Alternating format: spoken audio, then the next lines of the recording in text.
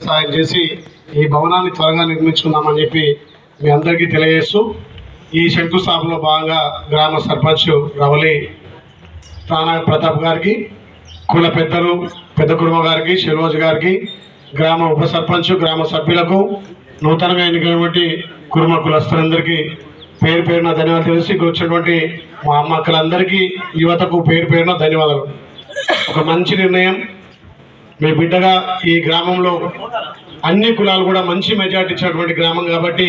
ఈ గ్రామాన్ని దత్తత తీసుకొని అభివృద్ధి చేస్తాను ఆ రోజు ఏదైతే మాట ఇచ్చానో ఆ మాట ప్రకారం ఈ కుటుంబం భవనంతో పాటు ఇక్కడ ఎస్సీ భవనం కానీ, గౌడ భవనం కానీ, ముదిరాజ్ భవనం కానీ అన్ని కుల భవనాలు నిర్మిస్తా అని చెప్పి ఈ సందర్భంగా మీకు మనవి చేస్తూ, గత 10 ఏళ్ళుగా జరిగినటువంటి అభివృద్ధి కూడా మనం వచ్చిన తర్వాత మీ అందరి సహకారంతో ఇక్కడ అంగన్వాడీలు, సీసీ రోడ్లు కూడా పెద్ద ఎత్తున ఇచ్చినాం. మొన్ననే ఇక్కడ మన మాజీ సర్పంచ్ గారు, ఇప్పుడున్నటువంటి సర్పంచ్ గారు కూడా ఈ గ్రామంలో గతంలో మన ఎంపీ గారు కోమటిరెడ్డి వెంకరెడ్డి గారు ఉన్నప్పుడు స్కూల్ భవనం కోసం మాట ఇచ్చారంటే మొన్న 60 లక్షలతోటి కొత్తగా ప్రొసీడింగ్ తీసుకోవడానికి కూడా ఈ వారం రోజుల్లో ప్రొసీడింగ్ వస్తుంది. అదేవిధంగా ఈ గ్రామాన్ని అన్ని విధాల దత్తత తీసుకొని అభివృద్ధి చేస్తారని మాటిస్తూ, ముఖ్యంగా నేను ఒక కుర్మ జాతిలో పెట్టిన కుర్మ బిడ్డగా ప్రభుత్వం నుంచి ఈ భవనానికి అన్ని విధాలా సహకరించి